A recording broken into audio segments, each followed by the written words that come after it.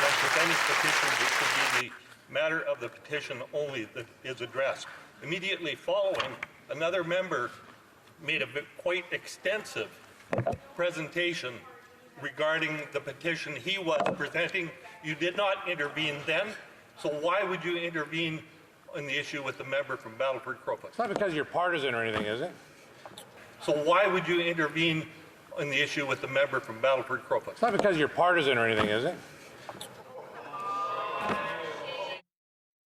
Order. Order.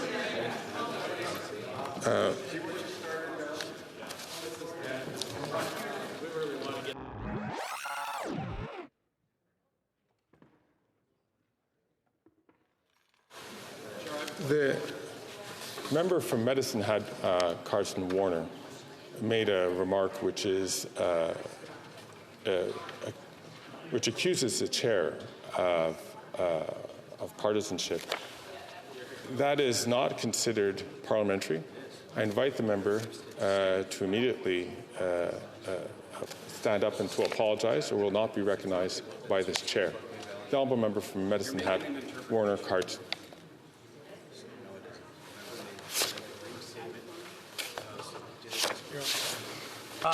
Mr. Speaker, my riding is Medicine Hat, Cardston, Warner, and I would withdraw the comment, but these are comments that I hear from my constituents on a daily basis. I thank the honourable member for withdrawing that comment.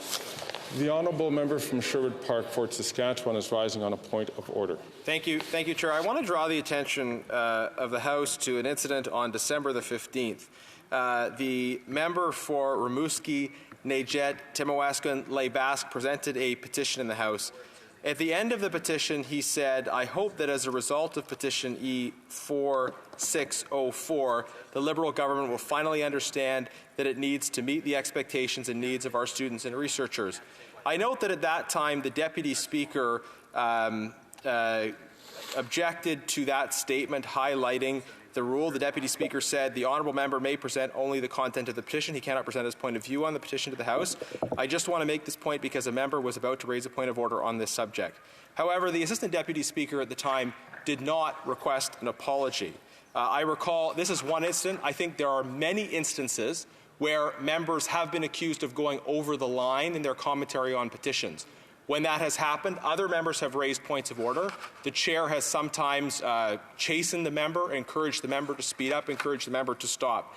It is without precedent that the chair would demand an apology from a member who engages in this fairly minor and somewhat subjective transgression of the standing order. There are many, many examples, and I've cited one of them from December 15th that I found in about 10 seconds of searching.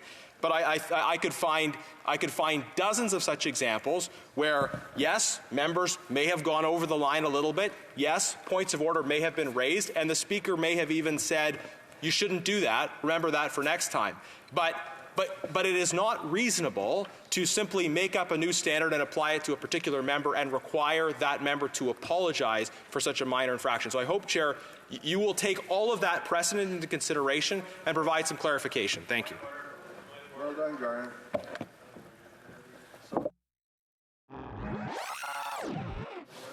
So before we move on to a plethora of points of order, I'm going to comment on the issue which was raised by the member from Sherwood Park, Fort Saskatchewan. It is indeed true that the member can point to many examples where members have made comments on petitions which have been presented to the House. That does happen from time to time, and usually it does get a rebuke by the chair or a reminder by the chair for members to just focus in on the subject of the petition. However, there have been instances where the chair, and in this case that was raised from December 15th, where the assistant chair when a member accused another member of lacking courage to present a petition or making a comment about the character, where the member was asked to apologize, and the member rose on his feet and did apologize if they had broken any rules of the House, which the chair had determined that they had broken the rules of the House. This is the reason why this is being asked for here today.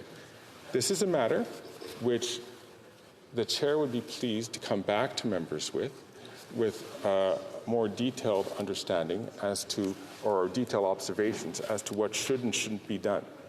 But let it suffice to say that it makes sense that for members to impugn the character of other members would be considered an act which is not parliamentary and usually would require an apology.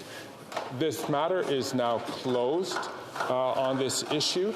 I'm going to hear the honourable member from Peace River Northern Rockies, who is going to cite some rulings from the Rules of Procedure. And we will listen to that, but after we hear this, I'm going to be pretty satisfied that this matter is closed for the moment until the chair comes back to this House. The honourable member from Peace River Northern Rockies. Just for clarity, Mr. Speaker, when I said in my statement before previously, I said, if I said something wrong, then I apologize. It was never made clear to me from the table after that point that I had made an error. But right from the book itself, Boston Gagnon, it says, the member may then give a brief statement to inform the House of the petition's content, which is exactly what I did. It does not say that you cannot mention a member, which is the whole NDP's point of order in the first place. It doesn't say that I'm not allowed to do that in this book.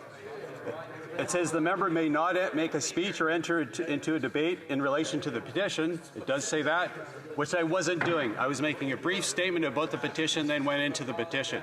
I broke no rules, therefore I will rescind my apology because I didn't make any mistake. And I would also challenge you for the member from Battle River Crowfoot that he did not make a mistake either and should not be withheld from speaking in this House. So the chair is going to come back to the House on this matter. I thank the honourable member from Peace River Northern Rockies for quoting from the rules, but as he had also quoted, doing a preliminary listening to what he had raised, there is indication as to why the member was asked to apologize and why the chair considered at the time for the rules. We will come back, the chair will come back to this matter in short order. So we will not be, is a point, I see the member from Timmins James Bay rising on a point of order.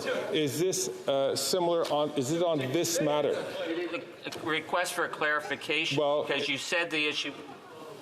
You're bringing it back. Well, the matter is closed. Thank you very much. And this is the same matter which I heard from informal comments, not on mic, from the member from Sherwood Park, Fort Saskatchewan.